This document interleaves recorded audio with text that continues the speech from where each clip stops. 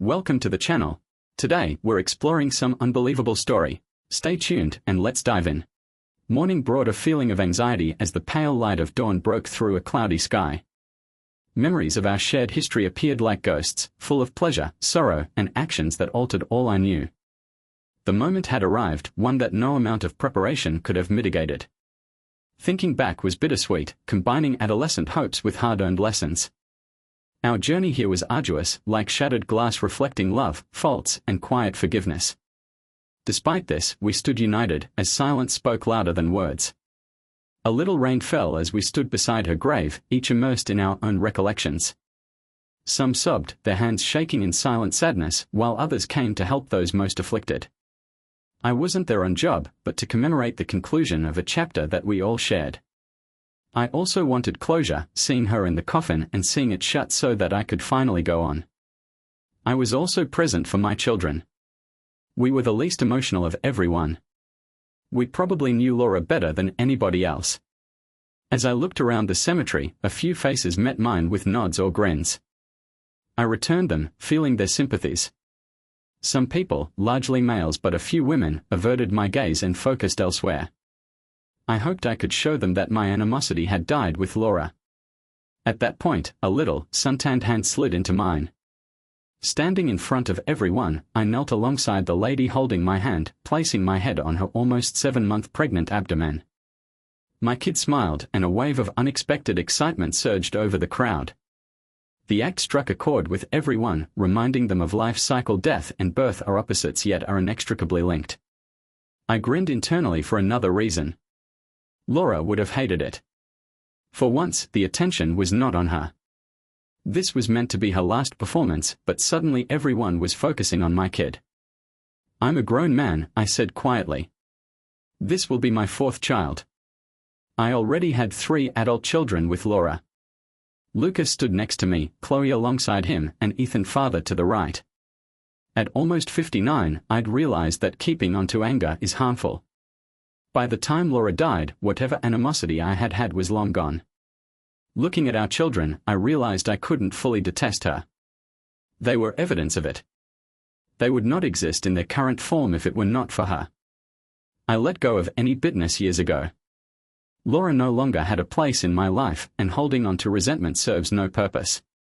I still wouldn't mind seeing her again, I reflected with a smile, but I didn't dwell on it.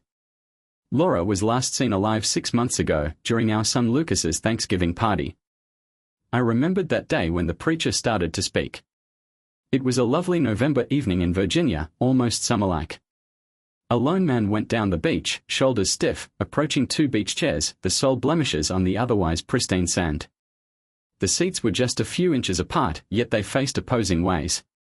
In one, a gray-haired guy observed the waves, periodically rising to hurl stones into the water and looking back at the automobile in the driveway of a neighboring home. A lady half my age, 29 years old, sat on the opposite chair. Our birthdays were only 1 day apart. My blue eyes had become gray over time, and my fierce stare contrasted with her placid brown eyes. Her brown complexion revealed more of her Hispanic origin than the sun, and her long brown hair was secured in a ponytail. She exuded tranquility, but I felt restless. We didn't spot the furious figure approaching on the sand. "Thomas, we should rest," she remarked in great English. "We are resting," I said. "We are not doing anything strenuous. You keep pacing and throwing things into the water. Watching you makes me tired."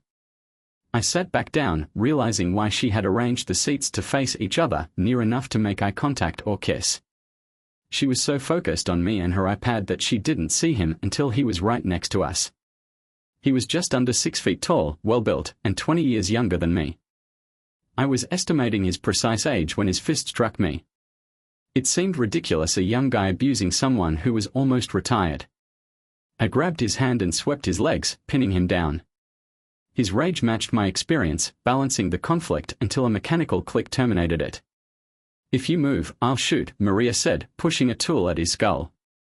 My son Lucas froze, horror and dread in his eyes. Maria swore eloquently in Spanish, which made me chuckle. "Sam, don't shoot him," I said. A funeral would be an ordeal, and Virginia's too hot for a trip now. She stared at me, still annoyed. Lucas, have you noticed how her accent thickens when she's angry? She'll be speaking Portuguese soon. Is this Lucas, your son? She said, her eyes wide. I nodded and smiled. Yes, this is Lucas. And you were going to shoot him? I still could, she said, lowering her gun. Lucas, I said, why travel 1,200 miles just to confront me? How did you find me? A top investigator, he said. She's a family friend of Uncle Jack's girlfriend. Maria grumbled, pulled her chair next to mine, and sat in obvious displeasure, continuing her reading, or pretending to. Dad, Lucas wondered, why is she so upset? Jack's her uncle. Abigail's one of her best friends. They didn't know you were looking for me. I rarely use my full name here, so Abigail probably didn't connect the dots. So why are you here? I inquired. It's rough at home, he remarked. Mom's not well mentally or physically. She's been diagnosed with some mysterious illness, but we don't know if she's hiding it from us or if doctors really can't figure it out. I shrugged, faking ignorance. Maria and Lucas were both watching me intently. I'm not a doctor, I said. I have a small business here, successful enough to delay full retirement. Life here is pricier than in Wisconsin, so I need to work to ensure my wife and child will be secure when I'm gone. You're not leaving, Maria murmured gently. I meant when I die, I said, and I meant it. She laughed. Even God knows you're mine until I let go. Lucas stared at us, puzzled. I don't know what I can do or how this involves me, the man said. What about everything you taught us growing up? Lucas demanded. About responsibility and doing the right thing. I came here to ask you to come home to help Mom. You left without warning when she was hurt. You had no reason to leave her without support. Maria mumbled obscenities in Spanish, making me laugh. You really don't know, I said. Know what? Lucas' voice became harsher. You abandoned your family for a younger woman and pretended to be married here in Charleston while Mom suffered and we struggled to support her. What a liar, I mumbled. What a liar, Maria said. Lucas stood up, enraged. Don't insult my mother, he whispered, as Maria lifted her pistol again. Enough, I replied. Sam, put the gun away. Lucas, let's talk inside. You'll understand. Do you agree your mom is lying? Maria said. And if I don't? Lucas inquired. I'll go back to Wisconsin with you, I said. We proceeded to the patio, where Maria served us drinks. Who told you I left Mom without money? I inquired. She did, Lucas said. She's been living with us ever since, and we've had to. I erupted into laughter. Lucas' eyes burned with rage. Why so serious? Just. You know you're just like me. I retrieved a stack of papers and gave them to him. What is this? He inquired. The file for the sale of our house was all I said. I made sure she received over $350,000 when I left. Here's proof of the check. If she didn't have money, what did she do with it? She never told us, he said, startled. Exactly, I said. Your mom always needs someone to support her. With me gone, you stepped in. If you knew she had nearly $500,000, you'd expect her to rent her own place. She needed to seem broke. How did you get these? Lucas inquired. I gave her the house in the divorce, I told her. Are you divorced? He inquired. Yes, I said. I couldn't marry Maria otherwise. But Mom said you filed for divorce, but she refused to sign, attend meetings, or show up in court. Eventually, a warrant was issued, but no one wanted to arrest her. Now I know she was hiding at your place. I moved here because the state allows default divorces after enough time, I told you. The divorce finalized even if one party refuses. I could have kept everything but still gave her the house. Lucas' fury resurfaced. She never told us. She always needs to be the center of attention. Check the rest of the file, I replied. What are these envelopes? He inquired. When I left, you were working in Alaska, unreachable, and your sisters were in college, I'd said. I sent the divorce info and checks for each of you. Whatever happened to them? Lucas inquired. They disappeared while everything else remained, I told them. How much were they for? He inquired. $8,000 each, I responded. Lucas rushed off the terrace, kicking a tree in rage. I thought you three just sided with your mom during the divorce, I informed them. I figured I was left out. None of you ever reached out, not on my birthday, Christmas, or Father's Day. I assumed you didn't want to hear from me. You seem to have settled in well, Lucas observed, peering around. And she's beautiful. Are you really married? He inquired. Yes, I answered. She's everything I once hoped your mom would be. But, Dad, how old is she? He said. She just turned 28, I said. She's kind and protective, and she's pregnant, a boy. So I'll finally get the little brother I wanted. But at 36, he said, laughing. And my stepmom's younger than Abigail and Emma. Wow, he mumbled. Sorry, but this feels like living in the Matrix. I almost regret coming. Every word you say exposes another lie Mom told, Lucas said. She had us believing you ran off with your secretary. We even confronted Brady, your former secretary, demanding answers. My name's Maria, or Sam, she corrected. Dad, how do I explain this to Abigail and Emma? They wanted me to bring you back to face Mom and support her, he told them. Don't tell them yet, I said. But, why? He inquired. They deserve the truth, he said. They do, I confirmed. And that's why I'll come for Thanksgiving.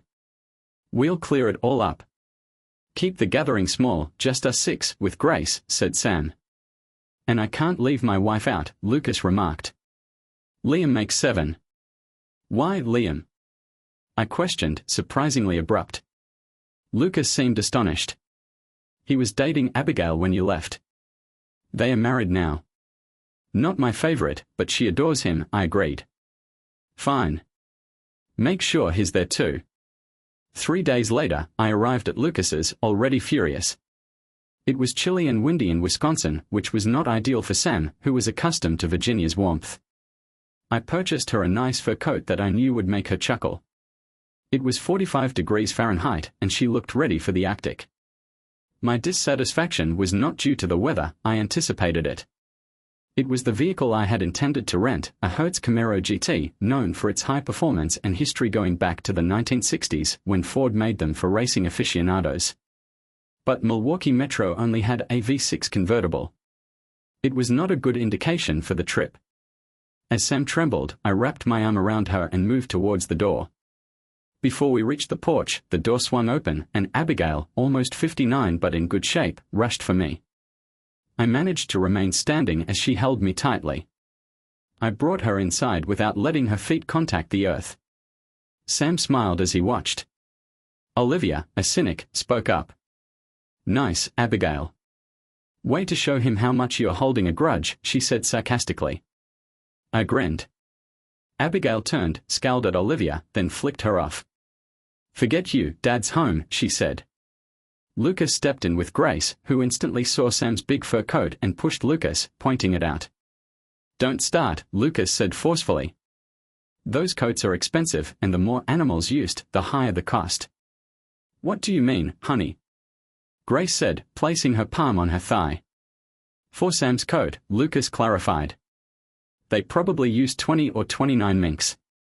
That's about $3,500 or $4,000. For you, would need a mortgage. Minks would go extinct. Sam's quick intake indicated her disbelief at Lucas' words. We are about the same size, Sam said promptly. You could probably fit in this one. I like her, Grace said, smiling. Honey, I couldn't even get an arm in that coat. I know I'm bigger, but Dave wouldn't have it any other way. Everyone focused their attention on Sam. Lucas pretended to seek for equipment before hugging her and taking us into the living area. My girls looked at Sam with curiosity. It wasn't unusual to see them together, but Laura lying on the sofa with her feet up and Liam pretending to watch football seemed strange. Grace claimed that she needed to check the turkey and went to the kitchen, with Sam following her. Stay and settle in, honey, Grace urged. I thought one of the others would help. I'll come by later, Sam said, her accent thicker with nervousness, capturing everyone's attention except Lucas and myself. Laura even looked at Sam as Liam's gaze followed her every move.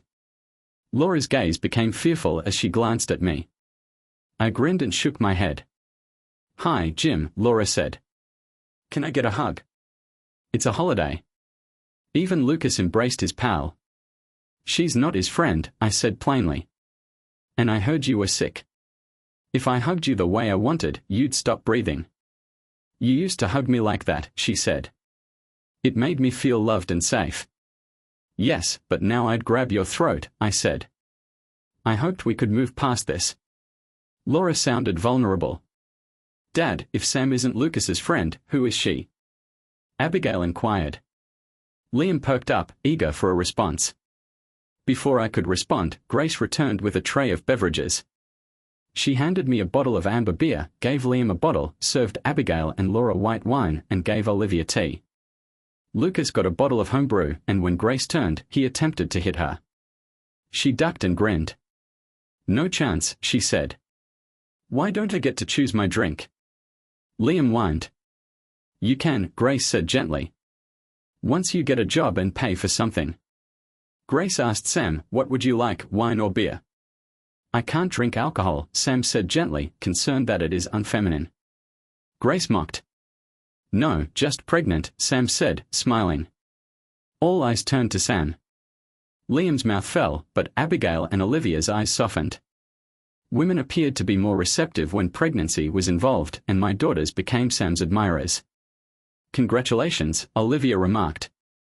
"Are you in touch with the father?" "Yes, very much," Sam said, smiling. "I love him dearly," she continued. Both girls, including Olivia, responded cordially. Laura pursed her lips tightly. "So, Sam," Abigail said, "are you Lucas's colleague or something?" Lucas seemed uncertain, so I stepped in. "Abigail, Sam has the same relationship with Lucas as she does with you and Olivia." "What does that mean?" Liam said, realizing too late that he shouldn't have spoken. "She's his stepmother," I said, taking her coat and sitting next to her. The room became quiet. Jaws plummeted. "But Dad, you can't be married to her." "You're still married to Mom," she said. "So Laura, you haven't told them we're divorced?" I said, as all eyes focused on Laura, who sneered at me. "It didn't feel like the right time," Laura said with a mischievous grin. "I didn't want to upset them with news that might break the family apart." "Is that why you didn't tell them? You took their money." I wondered. "What does he mean?" Olivia insisted. "I wanted to hold on to it until they were responsible enough to handle it," Laura's voice cracked. "Anyone under 29, raise your hand," I told them. Only Sam lifted hers. "Oh, Thomas, how young is she?" Laura inquired. "I can't believe you got someone younger than your daughter's pregnant," she reported. "Forget that," Olivia said. "Let's talk about the money and the divorce." Laura coughed. "I think I need medicine," she remarked, attempting to get up. "It looks like you're trying to leave," I jokingly said. She sat back down and crossed her arms. "Fine," she snapped. "Your father left without a word while I was in the hospital. Later, I got divorce papers, but I refused to sign. I thought he'd return if he didn't hear from you, so I hid the letters and checks he sent." "That might sound believable," I said, "except for one thing. The checks were cashed and deposited in your account, I told you. You stole from them." "I'm sorry," Laura replied. "I was alone and thought I might need it for emergencies. If they didn't know about the money, they wouldn't miss it." "How much were the checks?" Abigail inquired. 8,000 each, Laura acknowledged. 8,000. Olivia said, furious at her mother. Grace entered, lured by the noise. "He left me with nothing," Laura said, attempting to soothe Olivia. I shook my head and laughed. "What's funny, Dad?" Olivia inquired. "Your mom's lying again," I remarked. "Maybe she forgot." Olivia pushed, "Forgot what?" "The house sale," I said. "Back to the money, Dad," Olivia remarked. "That could have helped me go back to school and get my MBA. I thought you abandoned us," I explained. "But now I find out Mom deceived us." "I'm sorry," I said. "I loved your mother deeply. Even when I left, I made sure she wasn't without funds. I arranged the house sale and gave her everything. Dad, we know, Abigail said. Mom told us the house was damaged and after taxes and fees, she got less than $5,000, most of which went to medical bills. I said she was placed in a care facility after treatment, fully paid for, I told her. She got more than she said. Can we talk about this after dinner? Grace inquired. You'll want to hear this, Lucas said. Mom, how much did you get for the house? A little over $350,000, Laura remarked gently. But I was going to. How much? Grace inquired, her temper increasing. Why are you even living with us, she said. We didn't have a baby because you took over our guest room. We don't charge you rent, you don't help, and we serve you while you sit on that money.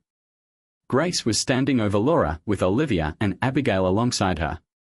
Let's save this for after dinner, I said, smiling. Minutes later, we sat down at the table. Snow was falling outdoors. I knew we would have to depart sooner than intended for the airport. Driving the Camaro in the snow would be an experience, especially if the rental had a V6. It still had over 300 horsepower. When we entered the dining room, just a handful of us remained calm. Liam kept saying he was hungry, and Sam and I missed our regular attention. I drew her in for a kiss as we moved to the table. Don't sit at the head, Grace warned. I took my seat, but a complication emerged when Sam and Laura attempted to sit to my left. Mom, sit on the other side, Grace advised, hoping to avoid controversy. You'll still be close to Dad. I always sit on the left. It's the hard side, Laura emphasized. Despite his previous appearance of weakness, Sam calmly acknowledged Laura's newfound vitality. Laura coughed loudly, leaning against the table as she took her seat. Help me sit, darling, Laura requested. Sam grimaced at her use of words. Here's your place, I murmured, pointing to her chair. Really, Mom? Olivia moaned. We are not that gullible. Lucas contemplated presenting something to Laura, causing everyone to hesitate. He laughed, and everyone took their seats. Sam sat on my left, holding my hand, with Abigail beside her and Olivia next to Abigail. Laura sat on my right, Liam across from Abigail. Lucas sat at the other end, with Grace on his left. Everything okay, Dad? Grace said as I glanced about. Later, I murmured, seeing each male seated with their spouse on the left, with the exception of Abigail. Everyone, stand, I said. Laura tried to get up, and Olivia rolled her eyes. I said grace and thanked God for bringing us together, Lucas for hosting, Grace for cooking the dinner, and my girls for welcoming me home. Abigail laughed when I mentioned that I wanted Olivia to give me a grandchild. Finally, I thanked Sam for making my life full of love. What about Liam, Dad? Abigail inquired. We are married now, I said, rolling my eyes. What about me? Liam interjected. Forget it, I said. Grace lowered her head, sensing what was coming. Laura said calmly, we had a great time, and our children can attest to that. Before she could continue, Sam jumped up, marched around the table, and struck Laura in the mouth, knocking her to the floor. Liam attempted to pull Sam back but overreached, clutching her too hard. I responded impulsively by smacking him in the face with a dish of mashed potatoes. He choked and spit out his meal as Abigail tossed the gravy boat at him. Get some sauce for your potatoes, she said, striking him firmly. Olivia added, don't forget the cranberry sauce, and dumped a bowl over Liam's head. Stop! Grace shouted. Liam wiped his eyes and grabbed for the turkey. Lucas hurriedly grabbed it to keep it safe, but stumbled on the muck, launching the turkey into Liam's face. Sam was so irritated with Laura that she didn't see Liam on the floor. Laura grasped the opportunity for retaliation, but Grace's cry stopped her just in time. Laura, remarkably agile, sprang forward, but I caught her and knocked her down before she could kick Sam. Enough! Lucas said. Dad, this has gone too far, Grace said. No, it hasn't, I said. Your mother was about to kick a pregnant woman. Lucas' face sank as he glanced at me. I nodded. If Grace hadn't screamed and that kick landed, I would have strangled your mother and gone to jail without regret. You're insane, Thomas. Laura said. I'm your wife, the mother of your children, and you're defending some girl you barely know. I drew Sam onto my lap. What's causing all this hatred? Lucas questioned. Everyone to the living room. I need the full story. No clean up. Grace said forcefully, as David insisted, we need answers now. Abigail responded, Mom, be quiet, as Laura started to talk. We've heard your version. I want the truth. I need to go, Liam replied. Abigail will catch me up later, I told her. Sit down, Liam, I urged. Lucas interjected, you don't even have a job. Stay and listen. We moved into the living room. Lucas started the fire, and everyone settled in. I fell in love with your mom at first sight, I told you. It was 1975 at Central Wisconsin University. I was 19. I saw her walking across campus, short blonde hair, bright blue eyes, and I was so distracted, I walked into a lamppost. You hit a pole for her. Sam joked. I'm going to be sick, she said. She didn't notice me then, I said. 3 days later, we officially met, but not before she stepped on my hand when I was picking up papers. So, did she apologize? Olivia inquired. No, she didn't, I said. When we met, she demanded I write a paper for her, I said. I agreed, but only if she went on a date with me. Wait, Sam interjected. What's an androgynous look? It's a style that's not distinctly masculine or feminine, I told you. Back then, women were thin with few curves. It was popular. Men preferred women who looked like women. Sam grinned. You noticed my figure first. I said, can I finish? She nodded. When I finally spoke with your mother, she wasn't apologetic. She told me that guys often got distracted because of her, then demanded help with her paper. That's how we began, I remarked, recalling how fast my dream of her vanished. Back then, she burst out laughing like it was the funniest thing she'd ever heard. I felt embarrassed and angry and started to leave. She limped after me, struggling to keep up in her shoes. All right, it's an emergency, she said. We'll go on one date for work, but that has to be at least a big deal. When do you need it? I inquired. Tomorrow, she answered. 25 pages, single-spaced, any topic, 5 footnotes, 3 citations. She gave me her dormitory number. Back then, mobile phones did not exist. Due to time constraints, I gave her my schoolwork, which was not due for another week. I phoned the following morning and she informed me where I needed to deliver it. When I handed it over, she merely murmured, thanks, and went away. Hey, what about our date? I yelled after her. She returned, smiled, and deposited my documents on a table before joining me on the porch. Word processors and printers did not exist back then. I had typed everything on a typewriter. Listen, she instructed. Did you really think I was serious? My evenings are booked for 3 months. But dating is about making a girl notice you, right? Probably, I said. I date a lot of guys, hardly remember them, but I noticed you. That counts for something, she told me. Next time I see you, I'll even nod. That nod could get other girls to date you. She came inside with the papers and I went quiet as my children looked at me. What a jerk, Lucas said. Dad, you were such a pushover, Abigail said. Back then, everyone thought Laura would become a famous model, I recalled. Modeling was just starting to boom, though the pay was far less than now. A few months later, Laura contacted me again on campus. Hi, Thomas, she said. Tonight's your evening. What are you talking about? I inquired. You're taking me out, she said. Since my previous meeting with her, I'd learnt a lot via word of mouth. Because there was no internet, people informed me that Laura was infamous for taking advantage of others. My buddies told me to move on. That night, I had planned to attend a KISS performance at Olympia Stadium, for which I had promised my closest buddy tickets. But Laura's fierce expression made me reconsider. She received the ticket. When do we meet? She inquired. 6, I responded. The concert starts at 7:29. They are opening for the Rockets. What concert, Jimbo? She asked. KISS, I said enthusiastically. She laughed. Are you serious? Why would we watch people in more makeup than me, shouting like monsters? That's not music, just noise.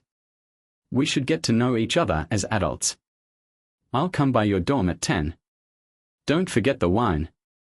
I had to choose between seeing my favorite band and spending an unexpected evening with Laura. It seemed like my turn to pick between courses. I chose the unknown. Laura and I met that night at 10 p.m. She was unusually timely and I was concerned.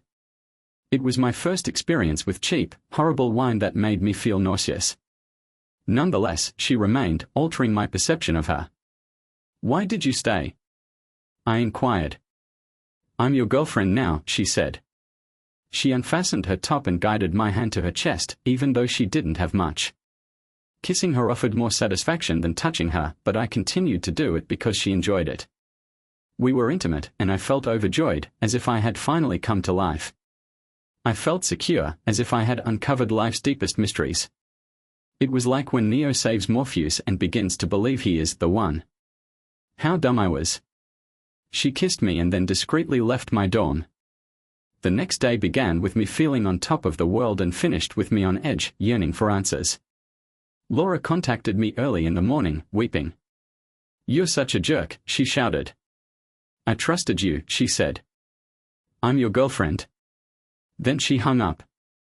I had no idea what was occurring. As usual, I attempted to think things through and believed Laura was unhappy because our friends had found out about us.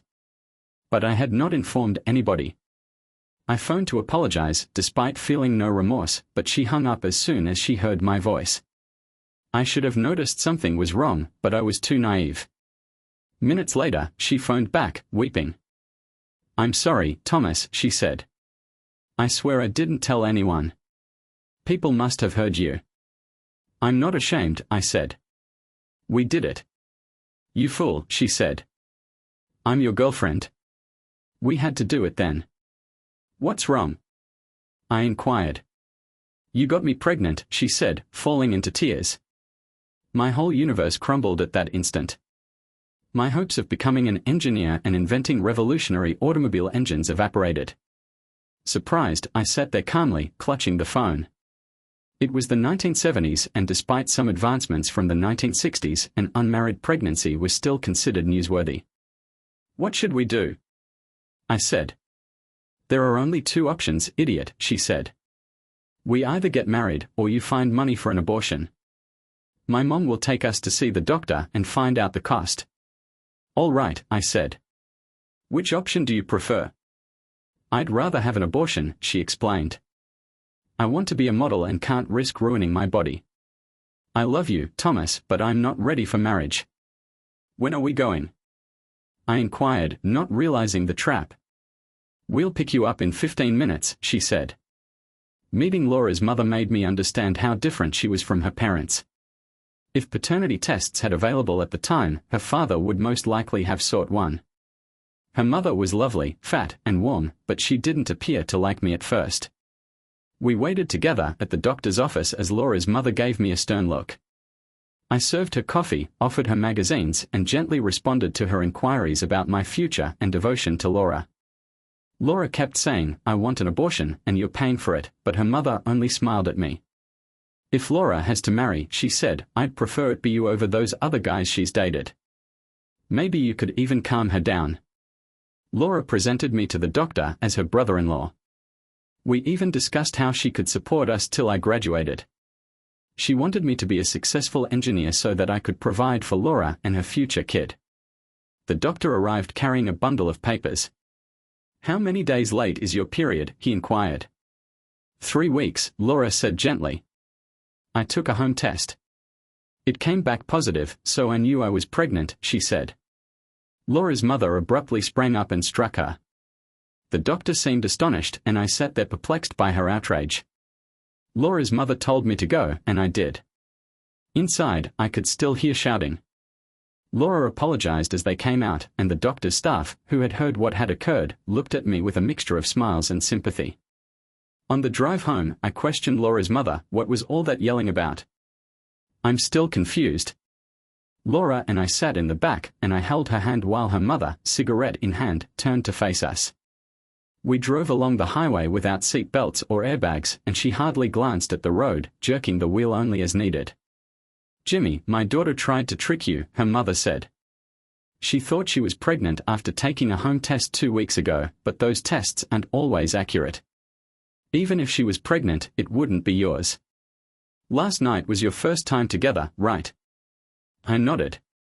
"You can't get pregnant overnight, honey," she said.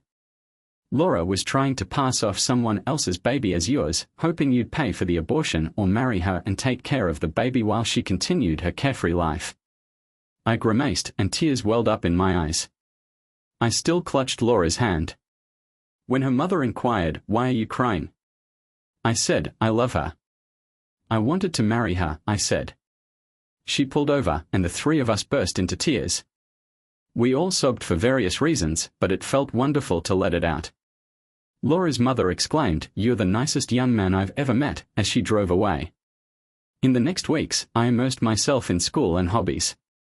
Rumors about me and Laura circulated, and several females contacted me. Despite their desire, I was unable to move on. We don't get to pick who we fall in love with, and despite receiving attention from gorgeous, compassionate women, I still had emotions for Laura. I never saw Laura again. If we met paths on campus, she'd avoid eye contact and immediately move away. If I approached, I would be devastated. My roommate mates, who lived on campus gossip, revealed whatever they knew about her, frequently taking pleasure in the bad reports. But 2 months later, in the doctor's office, I was nearly over it. I eventually agreed to go on a date with a lovely girl from one of my courses. She wore spectacles and had a wonderful attitude to go with her curvaceous form. We went to the movies and returned to her hostel holding hands. She smiled at me, rested her hands on my shoulders, and bent her head back, clearly indicating that she wanted me to kiss her. I had eaten gum all day to freshen my breath. I leaned in, stealing a glimpse to ensure that the kiss was flawless and that she wanted more. Her lips were warm and thick, and I had already wrapped my arms around her waist. But destiny intervened, and the kiss never occurred. Just as our lips connected, I heard a distinct shriek. "What are you doing?" Laura exclaimed. "Why is my boyfriend kissing a fat girl in the middle of the street? Is this some experiment? Some charity? Thomas, isn't it enough that you donate money to starving children in Africa? Do you need to kiss fat girls too? You can't save everyone. What do you want, Laura?" I inquired. "You're an idiot," she said forcefully. "I'm your girlfriend. Don't pretend you don't know how this works." "Laura, I haven't heard from you in 8 weeks, I told you. When I saw you on campus, you ran away." "It was hormones, Thomas," she said. "And it's your fault." "You're insane," I responded. "Yes, so what?" she said, smiling. "It's not your fault, but it is about hormones. I'm 8 weeks pregnant, and this time it's real. I've seen a doctor, so guess who the father is?" "I don't know," I said. "Could be anyone." "No, Thomas, you're the father," she said. Tired of being maneuvered, I requested a blood test and a consultation with the doctor. Laura and her mother, such requests were uncommon at the time, but everything appeared to point to me as the only probable father. "No pregnancy termination," I said. "Fine," she replied. "But I want a ring. I want everyone to know I'm with the father of my child, and I want us married before the baby is born." "We marry the day the baby is born," I said, "that way, we can do a blood test to be sure." So we were married, and David was born shortly after. He attended childcare throughout the day as Laura pursued her modeling career, which never took off. There was always something wrong: too tiny, too large, or not fitting the mold. I didn't care if she never earned any money from modeling, all I wanted was for her to be happy. I worked all day, brought David to daycare, picked him up in the evening, and cared for him at night. Laura spent her days rushing from one meeting to the next, pursuing her big break. I even cooked. "But, Dad, didn't she make it eventually?" Abigail inquired. I stated in her living room, in her former home, she has giant photos of herself from when she supposedly made the cover of Vogue and other magazines. "Sweetheart, it wasn't real," I said. "Look closely at the cover. It doesn't say Vogue, it says Vague. I created them to lift your mom's spirits near the end of her modeling career." I got concerned about Laura. Her ego was fragile and the business was brutal. Imagine going from one meeting to the next and repeatedly hearing, "You're not what we are looking for." I believe Laura finally felt disillusioned. She no longer approached meetings with the same enthusiasm as previously. I think this occurred because times changed and the strong, distinct styles of the late 1970s gave way to a more conservative style. I planned to surprise Laura at the agency with flowers and an invitation to lunch. I had just been promoted to team leader, which promised more money and recognition. I intended to celebrate by treating my wife and children. Laura often referenced Phil Jackson, a well-known photographer who has launched the careers of many models. She said that he felt she had the ability to become a supermodel. When I got to the agency, the receptionist informed me that Laura was in Phil's office working on her portfolio. I stepped in, excited to see her at work, but that pleasure quickly faded when I saw Laura on her knees in front of Phil. The situation seemed bizarre. She rose up and approached me. I realized she was absolutely naked. Phil's intention was clear: to go farther. I looked around and grabbed 2 expensive-looking cameras. Phil raised his hand and said, "Please don't." I ignored him and hurled the cameras on the ground with all of my power, then knocked over another shelf with perhaps 8 more. Laura followed me down the street barefoot, fighting to get dressed while others laughed at her. At the time, I drove an ancient '71 Camaro. I wasn't a fan of the late -70s Mustangs, nor was I concerned about the gas issue or the environment. I wanted more power in my automobile, and with my decent work, I could afford it. I felt justified since previous generations had already caused environmental devastation. When I came home, I put David to bed and phoned Laura's mother to come bring her up. She came before Laura got back. I told her what had occurred, and she sat there shaking her head in astonishment while we waited.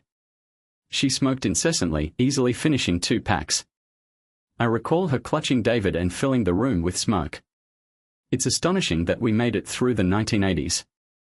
When Laura arrived home, I took David outside to give her and her mother privacy. Laura continued begging with me to speak, but her mother held her back and said, "He doesn't want to talk to you. You need to give him some time."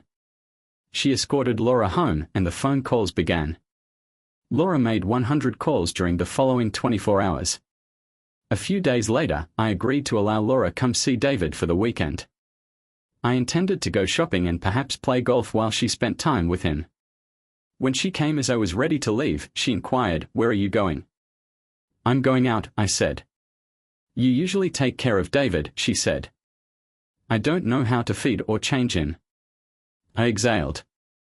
"I was supposed to stay while you visit with him."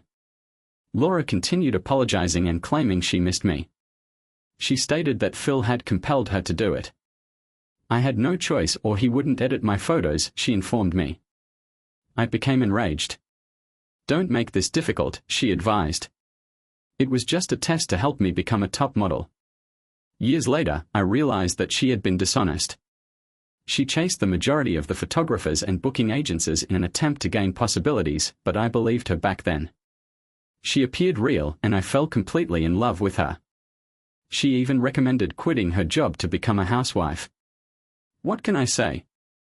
We became closer, and I swore not to bring it up again. The years that followed were excellent. I made more money, and Laura was pregnant again by the time David was 5 years old. Emma was born to a loving household.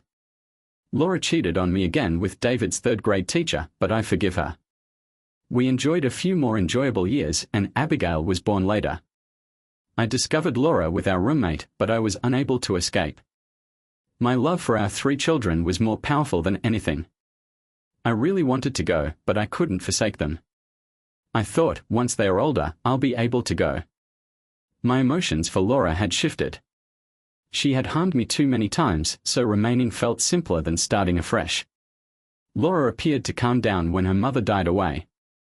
We had a strange talk after everyone left the funeral home, leaving just Laura and myself. Her mother was buried with a cigarette. I almost expected her to emerge and assist us with our problems. Laura glanced at me through the casket and said, "Thomas, I'm terrible. I spent my life waiting for something extraordinary to happen to prove I was special. I've cheated on you and our kids more times than you know. For every time you caught me, there were 5 or 6 more you didn't know about. I don't know why I did it. You were always the best lover I ever had. I was a terrible mother and wife, but you stayed. Why? I questioned. Because I loved you from the first moment I saw you, Laura said me. I loved you, too, I said. From that moment in the backseat when you told my mom you loved me and wanted to marry me. Despite everything, I thought you were too good for me and tried to keep my distance to avoid ruining you. But fate brought us back together, and for the last 25 years, I've been trying to sabotage everything. A tear slid down her cheek, indicating that she meant it.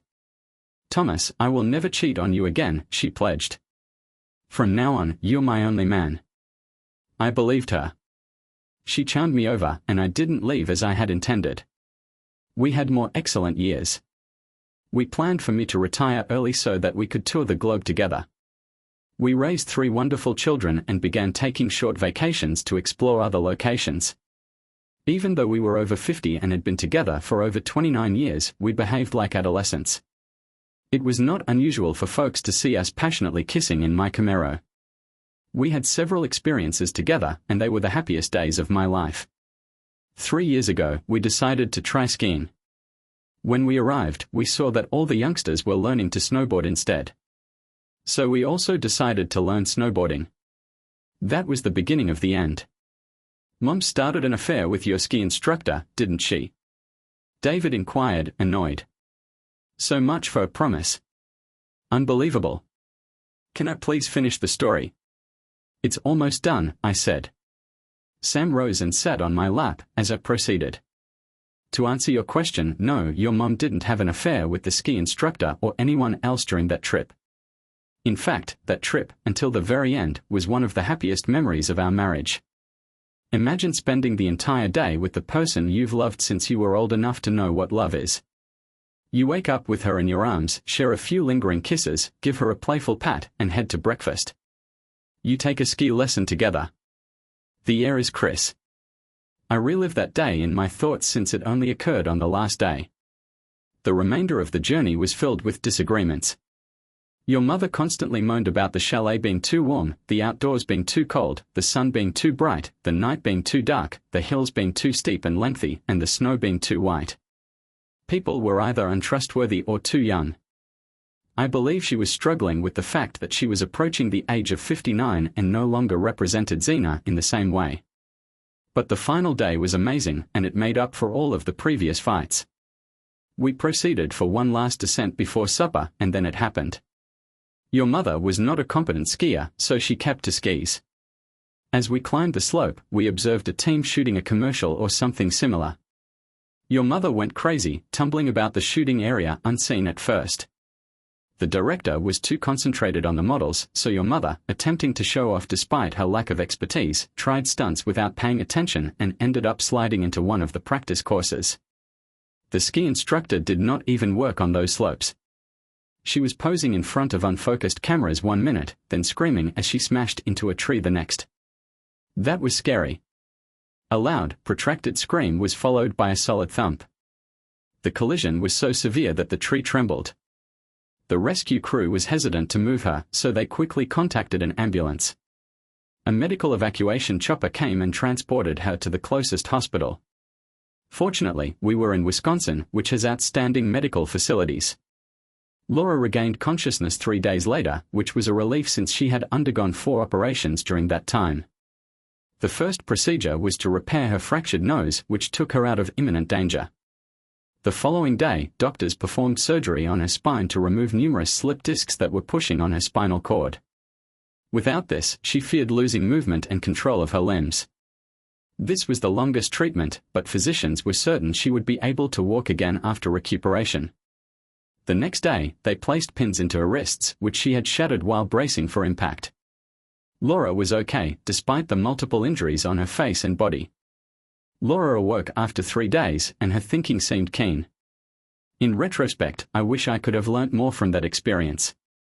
Abigail, do you remember when I fell down the stairs while we were putting up Christmas decorations? I asked her. Yes, Dad, it was so scary, she said. What did I say when I came to? I inquired. You asked the paramedic about Mom and us, Abigail replied. I stayed by your mother's side for 3 full days without leaving her, I told you. Her first words when she woke up were, "Damn, then how do I look?" I was so pleased she was awake that I missed the meaning of the occasion. It took me months to comprehend everything. Laura's hospital was 80 miles from my house and I traveled there every day for 3 months. When she was ready to be discharged, the physicians suggested further care that could not be provided at home. They recommended a nursing home or critical care facility, and there were numerous possibilities nearby, including one just 10 miles from home. But Laura insisted on traveling to a facility near East Lansing, which is approximately 90 miles away. I didn't understand why she selected that location. I imagined Laura wanted to be closer to Abigail now that she was back at college. It may have been a backup plan in case I needed to work, since Abigail's boyfriend Liam worked nearby. I continued to return every day and remained until the visiting hours ended. Laura's visit was scheduled to last a month, and although the first 2 weeks went well, that was only because I was uninformed of what was going on. I recall one day clearly. I came early than usual. That morning, traffic on the interstate was low, so I accelerated and my Camaro flew ahead. Normally, I arrived about 9 a.m., just after Laura was brought out for her daily shower. Although she had recovered her ability to walk, she was still shaky, so she was transferred to a wheelchair for safety. The staff likely sought to prevent any falls before her release. After her shower, she would usually have breakfast and take some exams before visiting hours started. My visit was unexpected since I arrived at 8 a.m., which is earlier than normal. Laura was not even in the room when the staff allowed me in. I intended to surprise her, but I ended up surprising myself. I hid in Laura's little bathroom. This was one of the happiest days of our marriage. We were closer than ever, even when she was in the hospital. We made plans for the future and fantasized about locations to visit. For the first time, I was certain that Laura loved me as much as I loved her. It took until we were 50 before I felt like I had the lady of my dreams. I tried not to giggle as a guy brought her chair into the room and assisted her back into bed. Instead of leaving, he closed the door as if it was something he did often. He returned to Laura's bed just as I was about to surprise her, and they started to be intimate while keeping quiet so the nurses would not hear them. I pondered leaving the restroom while they were preoccupied, but I was too surprised. In that time, buried in my thoughts, I came to the agonizing understanding that your mother will never be the woman I imagined her to be. My children had grown up, so there was no longer any need for me to endure it. The guy returned Laura to the shower so she could clean up, and I just left. I drove home, avoiding Laura's calls, which began practically as soon as I exited the building. For me, the marriage was gone. That following day, I contacted my lawyer to initiate the divorce procedure. I took the majority of the funds from our accounts, leaving her with a few thousand. I arranged for a rapid sale of the home via a realtor. Property prices in our neighborhood were high, and a realtor made an offer of $390,000 for the property, which I accepted. I leased a big condo, a vehicle, and a trailer. I packed my possessions and placed my Camaro onto the trailer. I changed my phone number and then departed. I sent 3 letters to each of you and placed them with the divorce paperwork. Because you were all spread out, I expected you to contact me once you received the letters. I supplied my lawyer's contact information and emails and asked him to share my new phone number with you if needed. Laura would be unable to reach me in this manner, but you all could. I never anticipated her to steal money from her children or keep the letters I sent. Every day, I traveled as far as I could, stopping in several states to get a feel for the people and surroundings. I believe I was so irritated that I continued driving until I reached the end of the road. I decided to settle in Nevada. Nevada has a large Wisconsin snowbird population, and the Tigers conducted spring training there. I kept to myself and remained idle for the first year, knowing Laura would not consent to the divorce. I applied for it in Nevada and started a modest property management company, assisting homeowners who lived elsewhere for the most of the year with responsibilities such as lawn maintenance and storm preparedness. After my first year, I began going to pubs and clubs. I wasn't ready to date, but there were plenty of ladies my age who expressed interest. I met a couple ladies that reminded me of Laura, which made me uncomfortable. Most ladies my age were somewhat overweight, and I knew I'd had enough of economy class. No more ladies with flat stomachs for me. That is why I was at the clubs. I was taking stock of the kinds of ladies out there. That was how I met Sam, but that's another tale. Thomas, you were never supposed to find out, she continued. It was just you breaking another promise and proving how little I mean to you. Laura, I said, I called you repeatedly that day because I thought something had happened to you. Something happened to me, she continued, her tone sour. I'm tired of how you treated me. But, Thomas, it meant nothing, Laura argued. Don't you see that after all this time, you're the only man I've ever truly loved?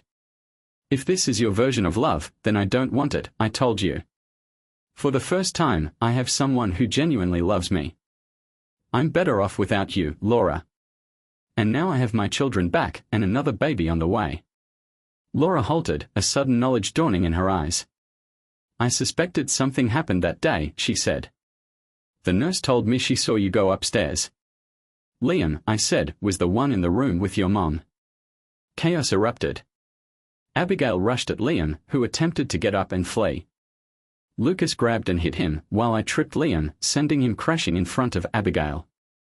He eventually broke free and left the home. Grace and I consoled Abigail for almost an hour while everyone else spoke downstairs. Grace gave Abigail some sleeping pills and she went to sleep. She's seeing a lawyer tomorrow to file for divorce, Grace stated as she returned to the others. We sat there in awkward quiet until Laura spoke. Thomas, I've thought a lot over the past 3 years you've been gone, she told me. Tomorrow I'm going to the hospital to see what's wrong with me. I wish you could help me through this. Mom, are you serious? Lucas inquired. She's definitely not herself, Olivia said. I want my money right now, Laura remarked. Write me a check so I can cut you out of my life, or I'll have you arrested before you even get to the hospital. Laura, you're my husband's mother, she continued, but you took advantage of our kindness. We put our lives on hold when you had more than enough to take care of yourself. We accepted you, and now you're still taking advantage of us. No, I said firmly. She used you. Laura only appears when she needs something. She's always been that way. You realized it much sooner than I did. I was relieved that we were finally all together. You can call me anytime, I told her, but I won't tolerate her manipulation anymore. Why don't you all come to Nevada for Christmas? I checked my watch and realized it was time to depart. We'll be there, Dad, Lucas said. Come on, Mom, I'll help you get ready, he said her. Thomas, you can't be serious, Laura remarked. How can you leave with this girl when I need you? Because she loves and is loyal to him, Sam said firmly, moving between us. I gave Sam her coat, and she began putting it on. She leaned forward to kiss me. Thomas, you won't leave me, Laura cried. It'll haunt you.